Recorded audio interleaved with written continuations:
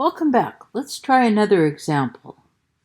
Let's establish or prove the identity tangent of u plus cotangent of u over secant of u times cosecant of u equals 1. First question always, is there some algebra I can do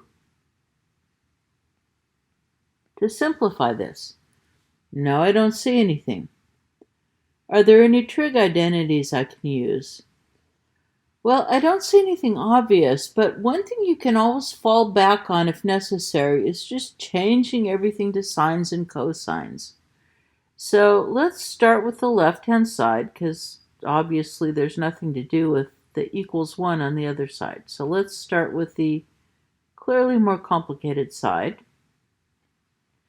And let's just change everything to sines and cosines and see where that takes us.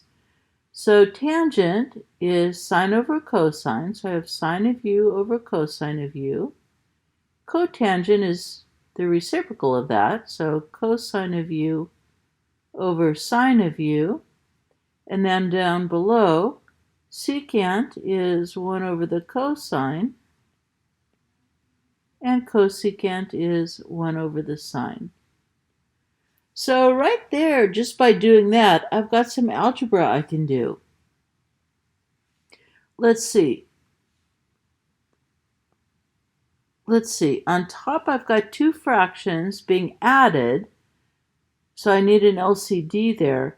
Notice down below, those two fractions are not being added, they're being multiplied.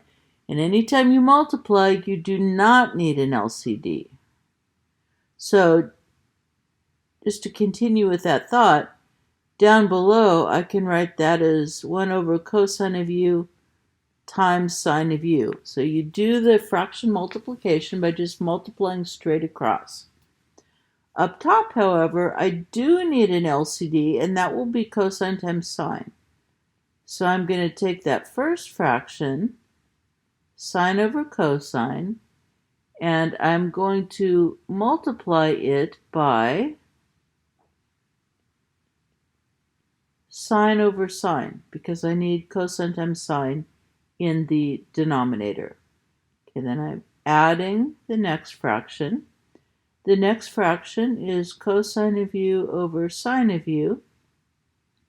And to get that denominator right, I'll need to multiply this one by cosine of u over cosine of u.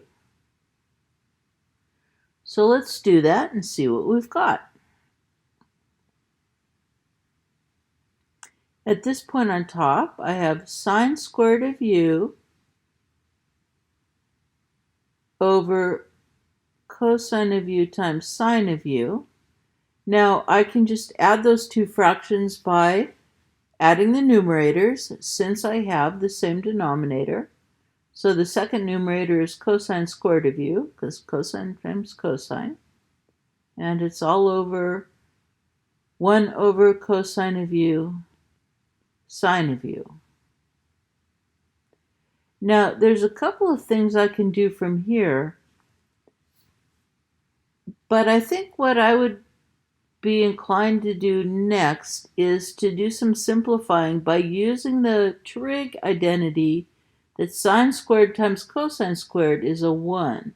So in other words, on top I just have 1 over cosine u sine of u, and down below I have also 1 over cosine of u sine of u. Now, at this point we can honestly, you could just stop and say that's a 1, because it's a well-known fact that anything over itself will be 1. But if you don't spot that right off the bat, you can always do the procedure for a fraction division. So I have cosine of u times sine of u, and I'm dividing by 1 over cosine sine. So to divide by a fraction, we invert and multiply. And at that point, everything cancels. The cosines cancel, the sines cancel, and that leaves us a 1.